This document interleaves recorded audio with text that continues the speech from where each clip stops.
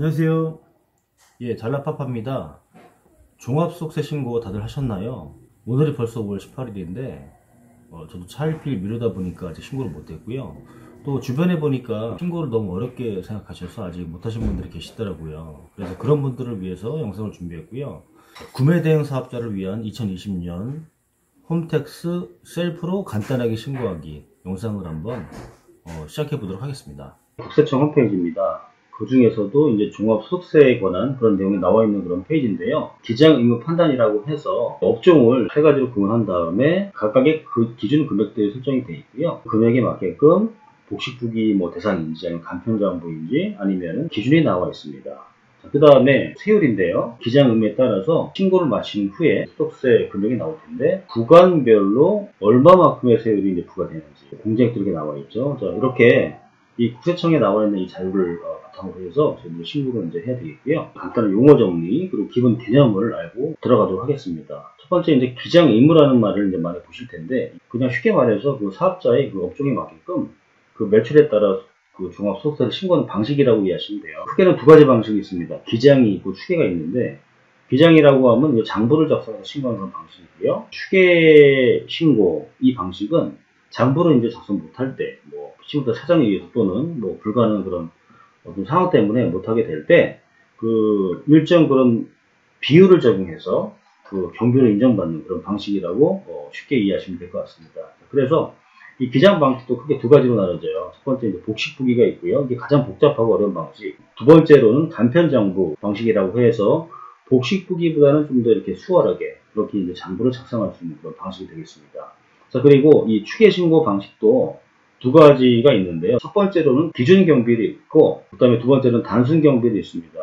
이 기준경비율은 단순경비율에 비해서 경비인정 비율이 굉장히 낮아요. 기준경비율을 적용해서 이렇게 신고를 하시게 되면은 경비인정이 조금밖에 안 되기 때문에 당연히 소득이 높게 나오고요. 당연히 세금이 많이 나오게 됩니다. 그리고 단순경비율은 상대적으로 비율이 높기 때문에 경비인정이 많이 되니까 소득이 적게 나오고 따라서 세금이 적게 나오는 결과가 나오게 됩니다. 가산세는 뭐냐면은 장부를 작성해야 되는 그런 의무가 있는 사업자임에도 불구하고 장부를 작성하지 않고 이렇게 추계신고로 경비율로 신고를 할 때 국세청에서 부과하는 가산 그 금액이라고 생각하시면 되겠는데요. 첫 번째로는 이 복식부기 의무 대상인 그런 사업자가 이 복식부기로 신고하지 않고 이 추계신고를 할 때 이때 이제 그 무기장 가산사라고 해서 산출세액이 20%가 부과가 되고요. 간편장부 의무 대상자인 그런 사업자가 마찬가지로 장부를 작성하지 아니하고 이 추계신고를 했을 때 똑같이 가산세가 20% 붙는 그런 내용이 되겠습니다. 거꾸로 간편장부 의무 사업자임에도 불구하고 간편장부를 하지 않고 조금 더 어려운 그런 복식부기로 이렇게 장부를 작성했을 때 그 산출세액의 20%를 감면해주는 그런 제도라고 보시면 될 것 같습니다. 이 가산세가 면제가 되는 그런 대상이 있어요. 첫 번째로는 그 신규 사업자 2020년도에 새롭게 이제 그 사업을 시작하신 그런 분한테는 이렇게 이제 장부로 이렇게 그 신고해야 되는 그런 대상자임에도 불구하고 추계로 신고할 때 가산세를 물지 않겠다. 수익 금액이 낮을 때 이제 신규 사업자가 아니고 그 직전 연도 2019년에 그런 수입이 4,800 미만인 그런 사업자라고 했을 때는 마찬가지로 장부를 작성해야 되는 그런 의무가 있음에도 불구하고 추계 신고를 했을 때 가산세를 물지 않겠다라고 하는 이 추계 신고를 할 때 이 구매대행 같은 경우는 이제 기준 경비율도 있고 이제 단순 경비율이 있는데 무조건 단순 경비율이 유리합니다. 왜냐하면 기준 경비율을 사용해서 이 소득 금액을 산출하는 그런 그 식이 바로 이거예요. 보면은 이 매출에서 이런 비용을 먼저 빼줘야 되는데 거의 다 이제 구매 대행을 하시는 그런 분들이 혼자서 사업을 하시고 그 다음에 집에서 하시기 때문에 사실은 이렇게 인건비라던가 임차료에 또 공제를 받을 수가 없어요. 저희가 이제 그 판매가에서 매입가를 빼고 그 다음에 해외 배송비까지 뺀 그런 그 값이 바로 이 매출이기 때문에 여기서 또 한번 매입을 뺄 수가 없습니다. 왜냐면 이중으로 그러면 공제가 되잖아요. 소득 금액으로 잡히는 그런 금액은 저희 매출에서 기준 경비율에 매출 곱한 거를 빼야 되는데 이게 굉장히 낮단 말이에요. 해외 직구 대행업 51055인 경우에는 기준 경비율이 10%에서 11% 사이가 되거든요. 반면에 이제 단순 경비율은 85% 내외가 되니까 차이가 엄청 나잖아요. 구매 대행 사업자인 경우에는 단순 경비를 적용하시는 게 무조건 유리합니다. 기준 경비율이 이렇게 나와 있습니다. 일반 10.6%, 자가 11%, 단순 경비율이 일반 86%, 자가 85.7% 이렇게 되어 있고요. 차이가 굉장히 많이 납니다. 굉장히 많이 나고요. 각각의 경비를 적용함에 있어서 뭐 일반이 있고 자가가 있는데, 쉽게 말해서 일반 같은 경우에는 사업장을 임대한 경우, 당연히 그 사업장을 임대하면은 그냥 집에서 하시는 것보다는 그 비용이 더 나가잖아요. 그래서 더 많은 이런 그 비율로 이렇게 경비를 인정을 받고요. 반면에 자가는 그 사업장을 임대하지 않고 자기 집에서 좀 자기 건물에서 이렇게 사업하실 때 적용받는 그런 비율이라고 보시면 될 것 같습니다. 똑같은 도소매업에 52101 구매 대행을 하시면서도 온라인 사업으로 뭐 사입 판매라던가 아니면 위탁 판매 이런 것들을 동시에 진행하는 분들이 계시기 때문에 종합소득세 신고를 하는 게 뭐 쉬운 일은 아니기 때문에 이제 고민을 하실 수가 있을 텐데요. 세무사를 통해서 이제 비장을 맡겨서 수수료를 주고서라도 신고를 하느냐, 아니면 뭐 매출 얼마 안 되니까 직접 하겠느냐, 이렇게 이제 고민을 하시는 그런 상황이 많을 것 같은데, 단순 경비율로 이렇게 이제 가능하다고 한다면 셀프로 진행하는 게 좋을 것 같고요. 이 복식부기 간편장부 대상이면서 매출 좀 많이 나오신 분들, 추계로 신고에도 가능성이 있는 그런 분들은 세무사를 이제 맡기시는 게 더 좋을 것 같습니다. 그리고 추계 신고가 가능해서 기준 경비율로 이렇게 진행할 수 있는 그런 대상이라 하더라도, 아까 제가 보여드린 것처럼 적용되는 그런 비율 자체가 굉장히 낮기 때문에 이런 경우에도 기장을 맡겨서 장부로 처리하는 게 절세에는 훨씬 더 도움이 될 것 같습니다. 기장 의무를 한번 저희가 판단해 보겠습니다. 업태는 도소매업이고요. 저희가 진행하는 그런 사업이 해외 구매 대행업이기도 하고, 또 다른 이제 뭐 사입이라던가 위탁 그 판매를 온라인으로 진행하시기 때문에 이 도소매업에 둘 다 해당이 되겠고요. 기장 의무를 판단하시는 그런 기준이 되는 건 언제 사업을 시작했느냐가 되겠습니다. 첫 번째로 2020년에 새로 이제 사업을 시작하셨다라고 한다면 그 수입 기준이 바로 3억 원이 되겠고요. 3억 원이 넘어가시면 기준 경비율로 추계로 신고할 수가 있고, 난 3억 원 미만이다 라고 하시면은 추계 신고로 단순 경비를 적용하시면 됩니다. 2020년 이전에 이제 사업을 시작한 분들 계실 거 아니에요. 그런 분들 같은 경우에는 그 기준이 2019년 수입이 기준이 되겠고요. 2019년에 그 수입이 일단 3억 원 이상이신 분들은 복식부기 대상자이시고, 3억 원 미만이라고 한다면 간편장부 대상이 됩니다. 자, 그리고 추계로 만약에 신고를 하고 싶다라고 했을 때는 6천만 원이 기준이 되고요. 6천만 원 이제 넘어가시면 기준 경비를 대상이시고, 6천만 원 미만이라고 한다면 단순 경비로 이렇게 신고를 하시면 됩니다. 이제 홈택스 신고를 진행해 볼 건데요. 사업을 시작하신 게 2020년 이전이라고 하시면 2019년에 총 수익 금액이 4,800만 원 미만이신 분들, 그리고 2020년에 신규로 사업을 시작하셨다고 한다면 총 수익 금액이 3억 원 미만 이셔야지 추계 신고 단순 경비를 대상이 되실 거예요. 그런 분들은 이제 대상이고요. 첫 번째로는 그 구매 대행을 전업으로 하시면서 수익 금액이 4,500만 원. 그다음 두 번째로는 전업으로 하시면서 이제 구매 대행 외에 다른 이제 그 온라인 사업을 진행하시는 분. 구매 대행 수입이 2,500만 원. 일반 이제 그 도소매업 그 수익 금액이 2천만 원인 분. 그다음에 마지막으로 이제 부업으로 진행하시는 그런 분이 회사에서 받은 그런 급여가 2,280만 원, 그리고 구매대행 소득이 2천만 원인 분. 이렇게 한번 기준을 잡고 진행을 해보도록 하겠습니다. 홈택스로 로그인해 주시고요. 들어가시면 일단 이렇게 이제 페이지가 보일 겁니다. 그러면 가장 먼저 본인이 이제 어떤 유형으로 신고를 해야 되는가를 확인하셔야 되는데, 확인하시는 방법 몇 가지가 있습니다. 첫 번째로는 중간쯤에 보시면 나와 있어요. 나의 세무 알림이라고 해서 간편장부 기준 경비일 대상자 비율에 해당된다 라고 이렇게 확인할 수가 있고요. 아니면은 그 위쪽에 보시면은 이 홈택스 내비게이션이라는 요 배너가 있는데 눌러보시면 이렇게 안내문이 나옵니다. 간편장부 대상 기준 경비를 적용. 이 말이 이렇게 나와 있고요. 눌러보시면 이제 모바일 안내문 리뷰가 나오는데, 마찬가지로 D유형 간편장부 대상자 기준 경비라고 나오죠. 이렇게 확인할 수가 있고요. 만약에 이제 못 찾겠다라고 하시면 이렇게 이제 조회 발급으로 들어가셔서 세 번째 세금 신고 납부 항목에 한 아래쪽으로 좀 내려가 보시면은 종합소득세 신고동 서비스라는 그런欄이 있거든요. 눌러보시면 이렇게 나옵니다. 마찬가지로 어떻게 이제 신고해야 될지에 대한 그런 정보가 나오는데, D유형 간편장부 대상자 기준 경비 이렇게 확인합니다. 자, 그러면 이제 신고를 이제 진행해 볼 텐데요. 보시면 여기 신고 납부 항목에서 세금 신고의 종합소득세 눌러주시고요. 자동으로 이제 팝업이 뜹니다. 팝업이 뜨는데, 이제 본인의 일단 사업자에 맞게끔 알아서 이제 이렇게 국세청에서 이제 팝업을 통해서 알려주고요. 보시면은 이제 저희가 처음에 진행할 그런 세금 신고는 구매 대행을 전업으로 하시면서 4,500만원 그거를 이제 예시 보여드릴 건데, 만약에 이제 그 사업자 자체가 이렇게 이제 구매 대행만 하시고 4,800만원 미만의 수익을 2020년 내도록 한다면, 여기에서 일단 첫 번째에 속하시는 게 맞아요. 단순 경비 추계 신고서 여기 해당되는데, 지금 로그인된 이 사업자 같은 경우는 일단 매출이 많아서 기준 경비에 속하거든요. 그렇기 때문에 이쪽으로 진행하게 되면 더 이상 진도가 안 나가요. 알아서 해당이 안 되기 때문에. 실제로는 여기서 신고를 하는 게 맞지만 일반 신고서로 진행하는 그런 모습으로 한번 보여드리도록 하겠습니다. 자, 들어가시고요. 여기에서 이제 새로 작성하기 누르신 다음에 이 납세자 번호를 클릭하세요. 주회로 보시면 이제 신규 입력하셨습니다. 이게 눌러주시고요. 원칙적으로는 보이는 만큼 이렇게 팝업이 뜨는데, 일단은 이거 무시 직접 입력하기를 통해서 한번 보여드리도록 하겠습니다. 자, 이렇게 한 다음에 지금 구매 대행이면서 이제 4,500만원이잖아요. 그러면은 또 종류가 일단 사업 하나라고 하고 이렇게 이제 부동산 임대업에 속속으로 클릭하시면 되고요.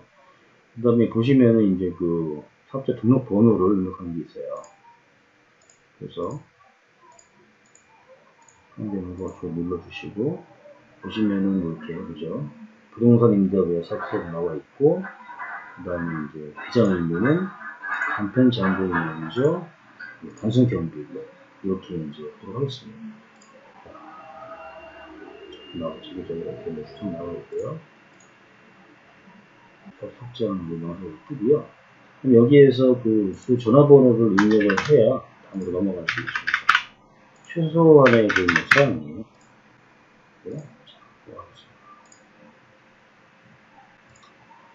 자, 그 다음에 이제 소득 명세서를 이렇게 해야 되는데, 여기 업종별 총 수익 금액 및 소득 금액 계산 눌러주시고요. 그다음에 체크박스 한 다음에 눌러주시고요. 보시면 이제 나와 있죠. 자, 5105 도소매업 해외 직구 대행으로 나와 있고요. 경비율, 단수 경비율 적용이 됐고요. 보시면은 이제 일반율, 자가율이 있는데, 일단 사업장을 임차하지 않고 개인적으로 지배를 진행한다고 한다면 자가율에 체크되어 있는 게 맞고요. 그 다음에 아까 총 수익 금액이 4,500만원이었죠.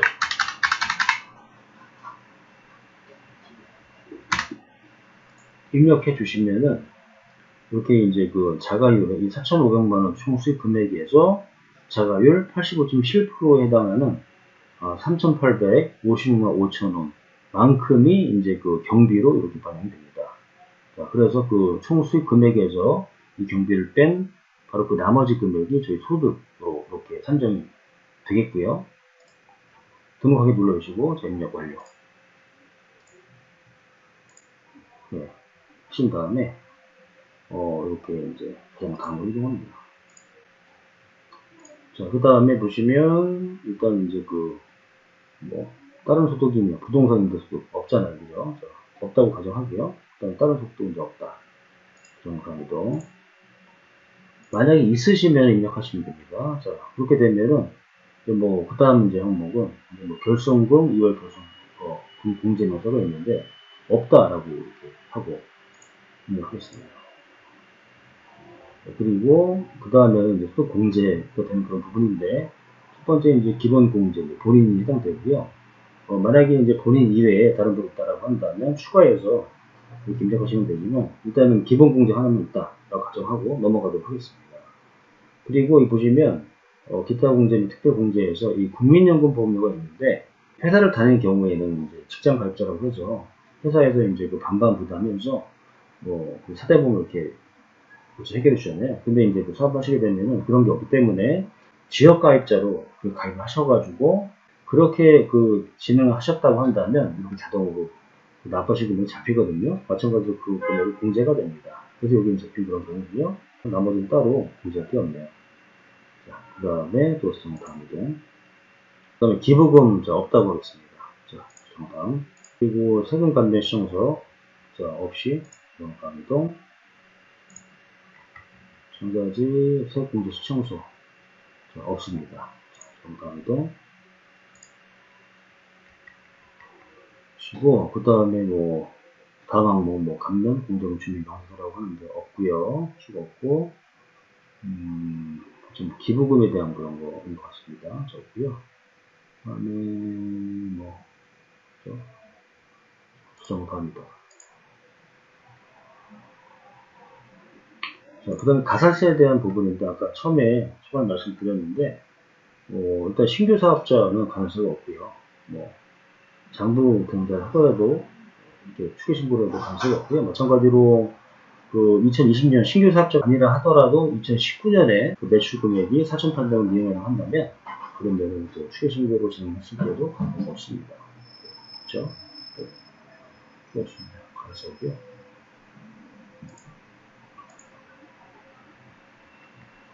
그 다음에 이제 그 기납부 미리 낸 세금이 없죠, 그죠?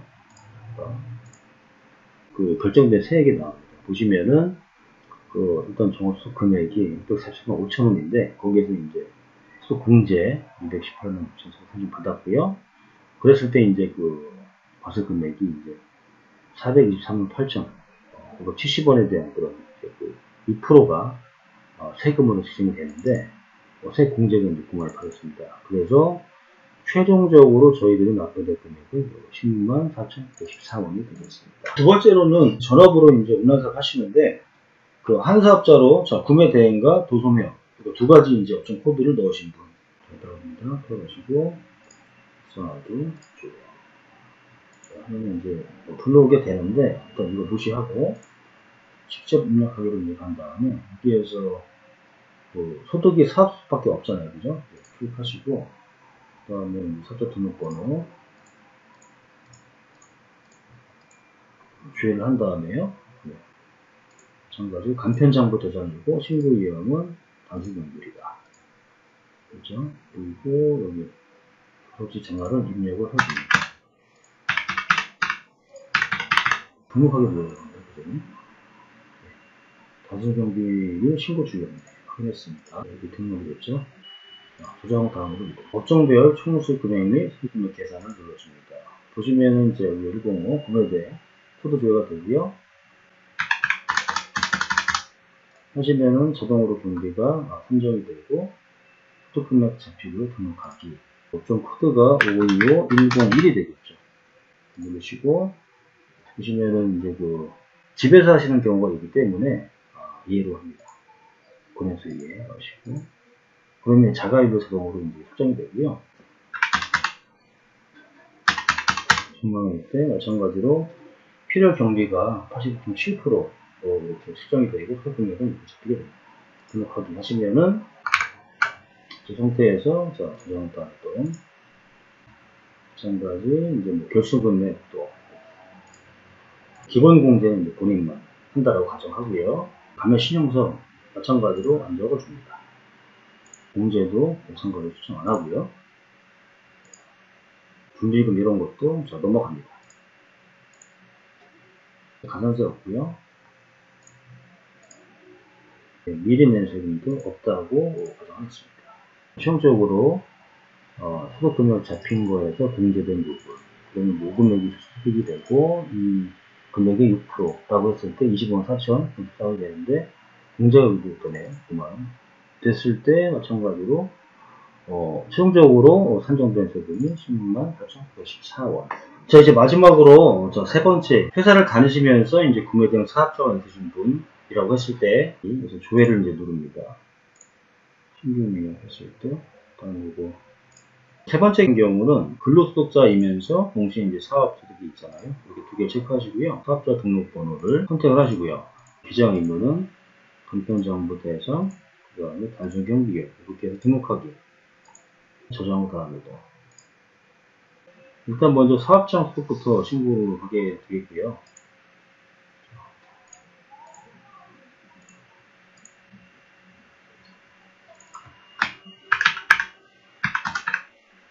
그 105 해지구 대응업에 강순 경비를 중요해서 자기 집에서 하시는 분 이렇게 세팅이 됐고요. 2천만원 자동으로 이제 경비 잡히고 소금이 잡혔습니다. 등록하시고요. 입력 완료. 자동 다음으로 이동. 설계대에서 금액이 없잖아요. 없다고 하시고 근로소득에 대한 거는 자동으로 이제 불러오기가 됩니다. 직장인이시면은 연말정산 하실 거 아니에요. 그 금액을 그대로 불러오면 됩니다. 하시고서 선택 완료한 다음에 자, 내용들을 적용하기 하시고요. 자, 이렇게 쭉 잡힙니다. 그 다음에 뭐 결성금 뭐 그런 거 없고요. 근로소득에 대해서 마찬가지로 이제 입력된 자료 그대로 적용하기로 누릅니다. 그러면은 이제 그 회사에서 연말정산 했을 때 그 반영된 내용 그대로 이렇게 불러오게 되고요. 그다음에 소형이동 뭐 기부금 뭐 없습니다. 이게요. 시청서 작성하지 않습니다. 세금지 시청서도 작성 안 하고요. 뭐 의료비라던가 교육비 제가 연말정산 때 그 반영된 내용들 그대로 들어가고요. 따로 뭐 손댈 거 없이 그대로 이제 넘어가도록 하겠습니다. 그러면 이제 최종적으로 이제 선정이 되는데 소금액 이렇게 공제받은 것 그러면 이제 이 금액이 소득으로 잡히고요. 6% 했을 때 세액이 47만 5,716원인데 공제받은 게 60만 9,065원이라고 해서 결정소득은 0이 되네요. 이렇게 해서 동의하고 신고도 작성을 하면은 그러면 완료가 되겠습니다. 자, 이렇게 비장을 맡기지 않고 본인 스스로가 홈택스를 통해서 신고하는 방법에 대해서 말씀드려봤고요. 제가 이렇게 설명드린 그런 부분 외에도 모든 그런 그 상황이 똑같지 않기 때문에 공제받거나 그런 금액들이 있을 걸로 압니다. 그러면 상황에 맞게끔 적용하셔가지고 이제 지정해 주시면 되고요. 기본적으로 구매 대행을 이렇게 하실 때 뭐 전업으로 하시던 부업으로 하시던 스스로 간편 장부 단순 경비를 대상으로 했을 때 이렇게 진행할 수 있는 방법 보여드렸습니다. 자, 그럼 긴 영상 시청해주셔서 감사하고요. 그럼 다음에 더 좋은 영상으로 뵙도록 하겠습니다. 감사합니다.